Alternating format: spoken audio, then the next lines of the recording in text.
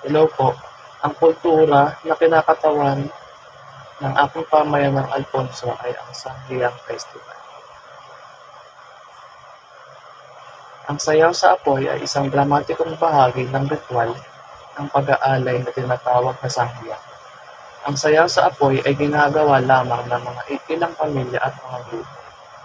At totoo sa tawag sa ritual na ito, makayapak na sumasayaw at umiiyak ang mga tao sa ibabaw na nagliliyab at nagbabagang mga ulo nang hindi man sila tinatablan ng sakit o paso. Makikita na hindi nasusunog ang mga paa o talampakan ng mga dumadalo sa sayaw sa apoy. Narito ang isang larawan ng Sangguniang Festival sa Alfonso.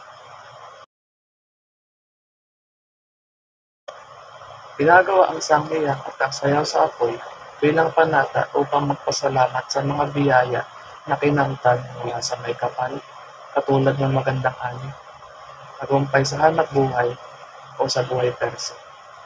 Ito rin ay ginagawa bilang pagpapasalamat o panata mula sa pagkakaligtas mula sa sakuna o kalamidad.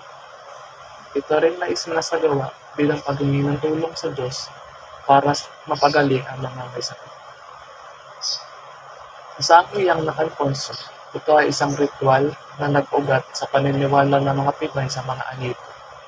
Ginagawa ito bilang isang pamimintuho sa mga anito at espiritu ng kalikasan bilang isang pagpapasalamat o paghingi ng tulong sa oras ng kapipitan, sakit o kalamidad.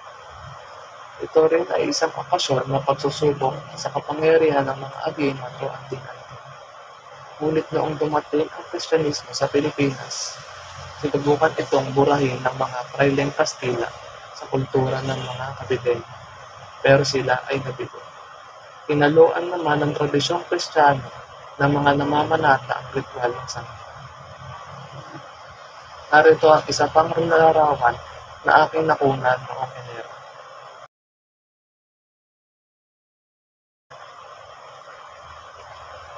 Ang sayaw sa apoy ay ginawa bilang pasasalamat sa panahong ang kanilang mga ninuno ay nailigtas ng Diyos mula sa pagputok ng bulkang Taal.